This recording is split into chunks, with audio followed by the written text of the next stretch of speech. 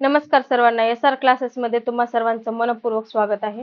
इतिहास फक्त वाचायचा नसतो, तो समजून घ्यायचा असतो आणि त्यातून प्रेरणा घ्यायची असते.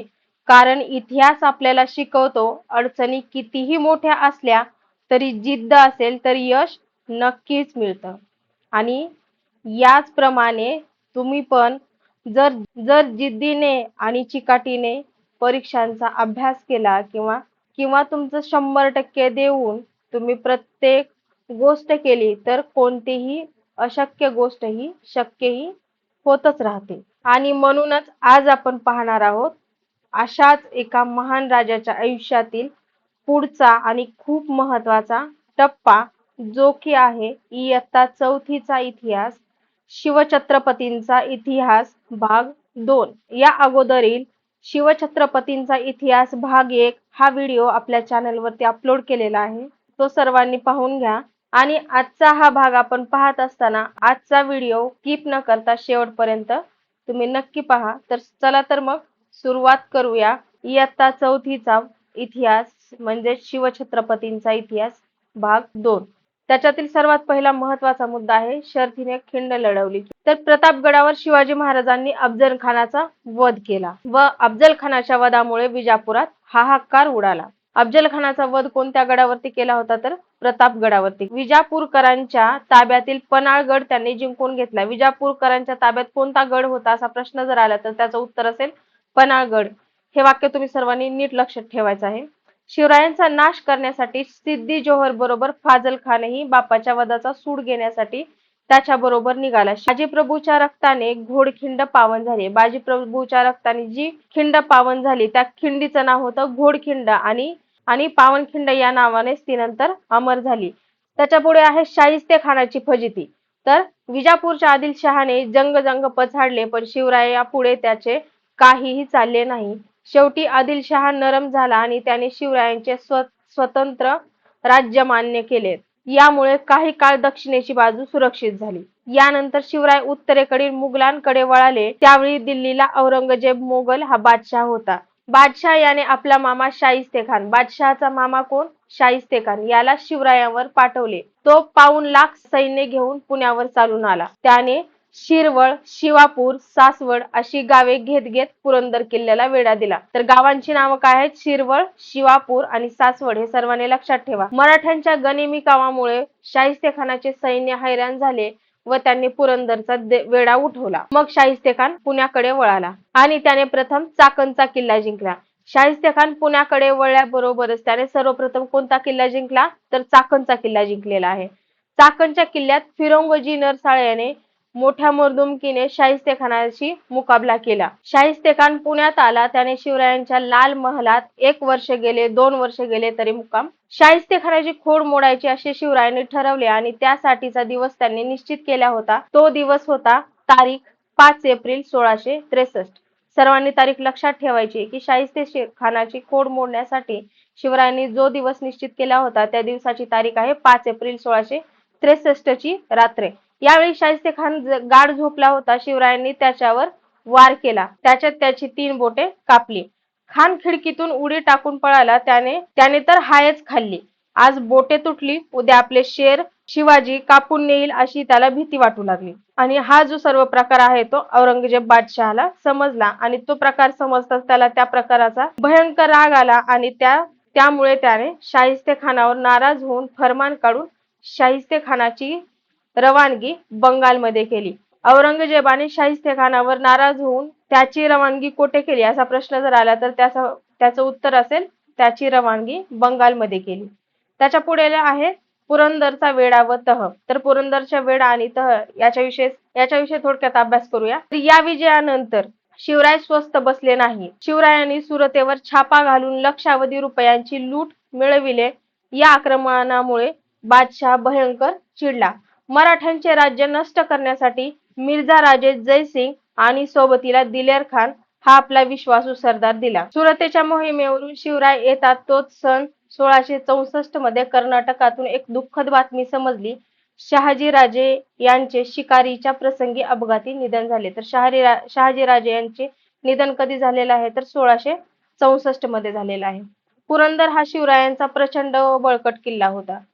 त्यामुळे दिलेर खानने पुरंदरला वेढा दिला, पण पुरंदरचा किल्लेदार मुरारबाजी मोठा वीर आणि जिद्दीचा होता. तर पुरंदर किल्ल्याचा किल्लेदाराचे नाव काय आहे? मुरारबाजी. सर्वांनी लक्षात ठेवा.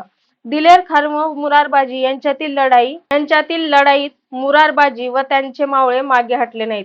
लढाई कोणामध्ये आहे? दिलेर खान आणि मुरारबाजी मध्ये. तर या लढाईमध्ये मुरारबाजी आणि त्यांचे जे मावळे आहेत ते मागे हटलेले नाहीत. त्याचबरोबर वर्षानुवर्ष या लढाईत मुरारबाजीचा अंत झाला. होत असलेली माणसांची अपरिमित हानी बघता ही बातमी शिवरायांपर्यंत पोहोचली. शिवरायांनी याचा विचार करून तह करण्याचा व शेवटी 1665 साली पुरंदरचा तह झाला. पुरंदरचा तह कोणत्या साली झालेला आहे? तर 1665 साली. आणि या तहामध्ये शिवरायांनी 23 किल्ले व त्या खालचा 4 लक्ष होणांचा मुलूक मुघलास देण्याचे कबूल. त्याच्या पुढे आहे गड आला पण सिंह गेला. शिवरायांनी जयसिंगास दिलेले 23 किल्ले अजून मुघलांकडेच होते. कोंढाणा हा त्यातलाच एक किल्ला शिवरायांनी कोंढाणा घेण्याचा बेत केला आणि कोंढाणा सर करण्याची कामगिरी तानाजी मालुसरे यांना दिली. तानाजी आरंभापासून शिवरायांचे साथीदार होते. कोकणात महाड जवळ उमरठे गाव आहे, तिथले ते राहणार. तानाजी मालुसरे यांचं गाव कोणतं आहे? तर कोकणा महाड जवळील उमरठे. तानाजी कोंढाण्याच्या स्वारीवर निघाले. कोंढाणा किल्ल्यावर जयसिंगाने नेमलेला उदयभान हा राजपूत किल्लेदार होता. तर किल्लेदाराचा उदयभान आणि तो कोण नेमलेला होता? तर जयसिंगाने नेमलेला होता. उदयभान व तानाजी मालुसरे मावळे यांच्यात घनघोर लढाई झाली. मावळ्यांनी गड सर केला, पण गड सर करताना तानाजी सारखा शूर योद्धा धारातीर्थी पडला. शिवराय खूप हळहळले आणि म्हणाले, गड आला पण कोंढाण्याचे सिंहगड हे नाव सार्थ झाले आणि या घटनेमुळेच कोंढाणा या किल्ल्याचे नाव सिंहगड असे करण्यात आलेले होते. आणि ही सर्व घटना 1670 मध्ये घडली. त्याच्या पुढील महत्वाचा मुद्दा आहे एक अपूर्व सोहळा. स्वराज्याला सर्व राजवाड्यांनी मान्यता द्यावी म्हणून शिवरायांनी राज्याभिषेकाची योजना आखली व या स्वराज्याच्या राजधानीसाठी रायगडाची निवड केलेली. राज्याभिषेकाचे पौरोहित्य करण्यासाठी काशीहून गागाभट्ट आणले. तर राज्याभिषेकाचे पौरोहित्य कोण केलेले आहे? तर काशीचे गागाभट्ट यांनी केलेले आहे. गागाभट्ट यांचे घर आणि मूळ पैठणचे, पण काशीमध्ये स्थायिक झालेले. गागाभट्ट हे मूळ कुठले आहेत? पैठणचे, पण ते स्थायिक कुठे झालेले आहेत? तर काशीमध्ये. राज्याभिषेकासाठी रायगडावर सुमारे 50,000 माणसे जमले. राज्याभिषेकासाठी सोन्याच्या घागरीत गंगा, सिंधू, यमुना, गोदावरी, कृष्णा, नर्मदा व कावेरी या 7 नद्यांचे आणि समुद्राचे पाणी भरलेले होते. तर नद्या कोणत्या आहेत? गंगा, सिंधू, यमुना, गोदावरी, कृष्णा, नर्मदा आणि कावेरी. गागाभट्टाने सोन्या मोत्यांच्या झालरीचे छत्र महाराजांच्या डोक्यावर धरले व ते मोठ्याने म्हणाले, क्षत्रिय कुलावतंस सिंहासनाधीश्वर श्री शिवछत्रपती यांचा विजय असो. अशा प्रकारे सन 1674 मध्ये शिवरायांचा राज्याभिषेक झाला. शिवरायांचा राज्याभिषेक कधी झालेला आहे? तर 16. त्याच सालापासून महाराजांनी राज्याभिषेक हा शक सुरू केला. महाराजांनी कोणता शक सुरू केलेला आहे? तर राज्याभिषेक हा शक सुरू केलेला आहे. आणि शिवाजी महाराज शक कर. त्याच्या पुढील मुद्दा आहे दक्षिणेतील मोहीम. राज्याभिषेकानंतर अल्पावधी म्हणजे 17 जून 1674 रोजी माँसाहेब मृत्यू पावल्या. माँसाहेब ज्यांना आपण मा जिजाऊ म्हणून देखील ओळखतो. शिवरायांचा मोठा आधार. मुघलांचे संकट स्वराज्यावर आले तर दक्षिणेतही एखादा मजबूत ठाणे असावे म्हणून त्यांनी दक्षिण ताब्यात घेण्याचे ठरवले. या मोहिमेसाठी शिवरायांनी गोवळकोंडाच्या कुतुबशहाची मदत आणि त्याने मोठ्या खुशीने शिवरायांना मदत देण्याचे कबूल. कर्नाटकात जाण्यासाठी शिवरायांनी गोवळकोंडच्या अबू हसल कुतुबशहा या नेत्यांना भेटीचे आमंत्रण दिले. गोवळकोंडाची हीच कुतुब राजधानी होती. त्यानंतर शिवराय पूर्व किनाऱ्यावर आले. चेन्नईच्या दक्षिणेस जंजीचा किल्ला आहे. तर जंजीचा किल्ला कोणत्या दिशेस आहे? तर चेन्नईच्या दक्षिणेस आहे. हा रायगडाप्रमाणेच प्रचंड आणि मजबूत आहे. त्याला वेढा घालून महाराजांनी तो किल्ला जिंकला आणि दक्षिणेत स्वराज्याचे कर्नाटकातील विजय मिळवून महाराज रायगडावर परतले. या मोहिमेची दगदग जाणवत महाराजांना जंजिऱ्याच्या सिद्धीविरुद्ध आरमारी मोहीम काढावी लागली आणि यावेळी महाराजांचे वय 50 आणि अखेर 3 एप्रिल 1680 रोजी शिवरायांनी जगाचा कायमचा निरोप घेतला आणि रयतेचा आणि इतिहासातील सर्वात दुःखद घटना म्हणजे 3 एप्रिल 1680 रोजी, ज्या दिवशी शिवछत्रपतींनी जगाचा कायमचा निरोप घेतला आणि आपल्या रयतेचा त्याच्यानंतर पुढचा महत्वाचा मुद्दा आहे गडकोटांचे आणि आरमाराचे व्यवस्थापन. तर गडकोट किल्ल्यांच्या साहाय्याने शिवरायांनी स्वराज्याचे रक्षण केले. संपूर्ण राज्याचे सार या नेमक्या आणि मोजक्या शब्दात आज्ञापत्र या शिवकालीन ग्रंथामध्ये दुर्गांचे म्हणजेच गडकोट किल्ल्यांचे महत्त्व सांगितलेले आहे. तर गडकोट किल्ल्यांचे महत्त्व आज्ञापत्र या शिवकालीन ग्रंथामध्ये सांगितलेले आहे. शिवरायांनी वनदुर्ग, गिरिदुर्ग आणि जलदुर्ग या तिन्ही प्रकारचे किल्ले बांधले. तर शिकारचे किल्ले बांधलेले आहेत तर वनदुर्ग, गिरिदुर्ग आणि जलदुर्ग हे सर्वांनी जलदुर्गांना जंजीर असेही म्हणतात. त्यांनी हिरोजी इंदुलकर आणि औरजोजी यादव अशा तज्ञांकरवी राजगड, प्रतापगड, सिंधुदुर्ग इत्यादी अनेक नवीन किल्ले, तर विजयदुर्ग, तोरणा, रांगणा इत्यादी काही जुन्या किल्ल्यांची दुरुस्ती केली. शिवरायांकडे सुमारे 300 किल्ले होते. तर शिवरायांकडे एकूण किल्ले किती होते तर 300 किल्ले. प्रत्येक गड किल्ल्यावर किल्लेदार, सबनीस आणि कारखानीस हे अधिकारी किल्लेदाराच्या हाताखाली सबनीस आणि कारखानीस काम करत. तर किल्लेदाराच्या हाताखाली कोण काम करायचं? सबनीस आणि आता या पुढील मुद्दे सर्वांनी अगदी चांगल्या पद्धतीने लक्षात ठेवायचे कारण यावर बरेच प्रश्न तयार होऊ शकतात. तर पहिला मुद्दा आहे किल्लेदार, त्यालाच हवालदार म्हणून देखील ओळखलं जायचं. तर किल्लेदाराचं काम होतं किल्ल्याचे संरक्षण. सबनीस, कारखानीस यांना आज्ञा देणे आणि त्याच्या पुढील मुद्दा आहे सरकारी पत्रे, हुकूम व आदेशाचं पालन करणे. हे सर्व काम कोणाचे होते तर किल्लेदाराचे होते. त्याच्या पुढील आहे सबनीस तर आणि गडाखाली प्रजेकडून कराची वसुली करणे आणि शेवट आहे पत्रव्यवहार सांभाळणे. हे सर्व काम कारखानीस. तर कारखानीस यांची कामं काय आहेत? गडावर राहणाऱ्या लोकांना धान्याचा व वस्तूंचा पुरवठा, युद्धाच्या वेळी तोफांना, बंदुकांना लागणाऱ्या दारुगोळ्याची व्यवस्था करणे, गड आणि गडावर असणाऱ्या इमारतींची देखभाल आणि तर हे तिन्ही मुद्दे तुम्ही चांगल्या पद्धतीने लक्षात ठेवायचे. याच्यावर प्रश्न तयार होऊ शकतात. तर त्याच्या पुढील महत्वाचा मुद्दा तोफा, दारुगोळा. पुरंदर, भीमगड यासारख्या काही गडावर तोफा तयार करण्याचे कारखाने होते. तर तोफा तयार करण्याचे कारखाने कोणत्या किल्ल्यावर होते असा प्रश्न जर आला तर त्याचं उत्तर असेल पुरंदर. लोखंड, तांबे, पितळ इत्यादी पासून तोफा तयार केल्या. तोफा तयार करण्यासाठी कोणत्या धातूंचा वापर केला जायचा तर लोखंड, तांबे आणि पावसाळ्याच्या दिवसात गडांवरील तोफा गंजू नयेत म्हणून त्यांना मेणाचा लेप लावला जात असे. तोफावर मारा करण्यासाठी लोखंडी दगड व कुलुपी ज्यामध्ये शिशाचा गोळा असत यांचा वापर करत. या तोफा उडवण्यासाठी स्फोटक दारू वापरली जात असे. त्याच्या पुढील महत्वाचा मुद्दा आहे आरमार. तर हे आपण पाहूयात. तर आरमार म्हणजे युद्ध नौकांचा समूह. आरमार म्हणजे काय तर आरमार म्हणजे युद्ध नौकांचा समूह. शिवरायांनी जुने किल्ले जिंकून ताब्यात घेतले व सुवर्णदुर्ग, विजयदुर्ग यासारखे जलदुर्ग त्यांनी दुरुस्त केले. शिवरायांनी मालवण जवळ कुरटे या बेटावर सिंधुदुर्ग हा नवीन जलदुर्ग बांधला.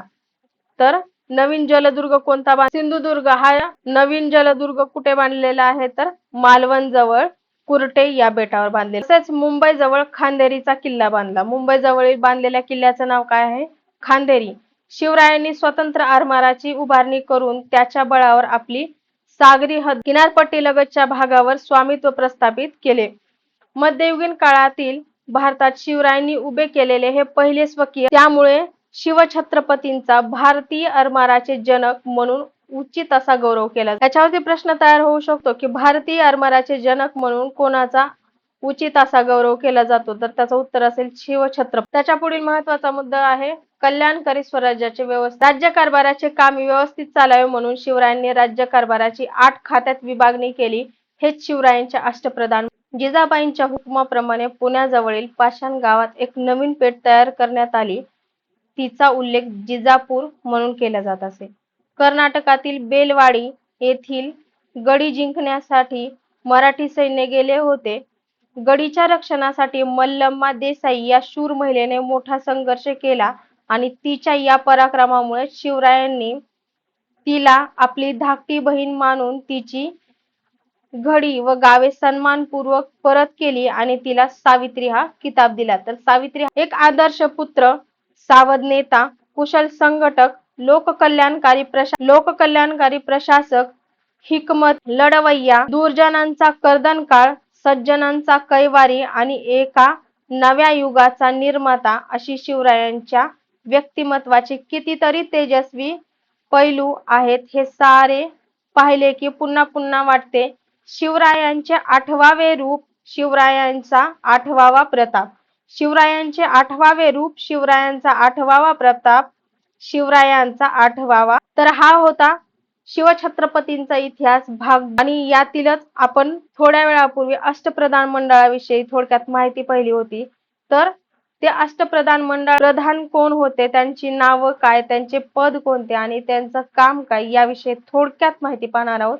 आणि याचा अभ्यास तुम्ही सर्वांनी अगदी काळजीपूर्वक करायचा आहे, कारण याच्यावरती खूप वेळेस परीक्षेत प्रश्न विचारले गेलेले आहेत. तर अष्टप्रधान मंडळामध्ये कोणाचा समावेश होता किंवा कोण कोण होतं त्याची सुरुवात करूया. तर सर्वात पहिले होते मोरो त्र्यंबक पिंगळे. त्यांचं पद होतं प्रधान आणि त्यांच्याकडे काम होतं. त्यांच्यानंतर होते रामचंद्र निळकंठ मुजुमदार. त्यांचं पद होतं अमात्य आणि काम होतं राज्याचा जमा खर्च. हंबीरराव मोहिते पद होतं सेनापती, सैन्याचे नेतृत्व करणे. मोरेश्वर पंडितराव आणि धर्माची कामे पाहणे हे त्यांच्याकडे काम होते. निराजी रावजी न्यायाधीश, न्यायदान करणे. अण्णाजी दत्तो सरकारी आज्ञापत्र पाठवणे. दत्ताजी त्रिंबक वाकणे मंत्री, पत्रव्यवहार सांभाळणे. रामचंद्र त्रिंबक डबच्याकडे पद होतं सुमंत आणि यांचं काम होतं परराज्याशी संबंध. हे होते अष्टप्रधान मंडळातील प्रधानांची नावे, त्यांचे पद आणि त्यांच्याकडे असलेलं काम.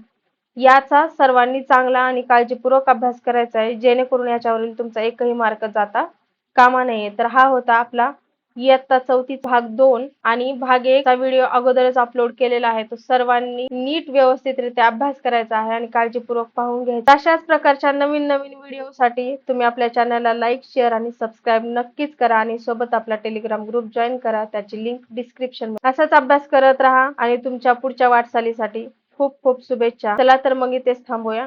धन्यवाद.